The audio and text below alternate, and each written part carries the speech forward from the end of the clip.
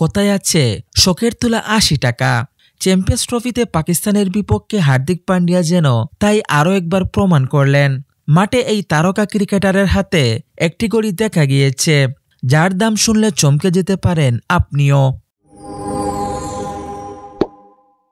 তারকা ক্রিকেটারদের বরাবরই দেখা যায় ফ্যাশন সচেতন। ক্রিকেটারদের দামি বাইক, গাড়ি কিংবা ঘড়ির প্রতি আলাদা শখ থাকে। হার্দিক পান্ডিয়ার সেই শখটা ঘড়ি কেন্দ্রিক। সেই শখের জন্য কত টাকা ব্যয় করেছেন হার্দিক, সেটা জানলে চমকে যাবে যে কেউ।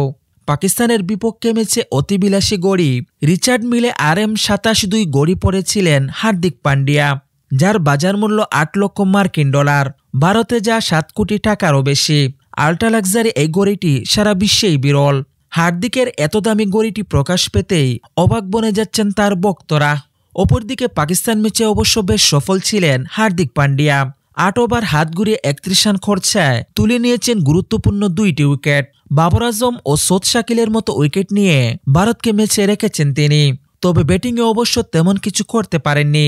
মাত্র 8 রান করে সাজঘরে ফিরতে হয়েছে তাকে।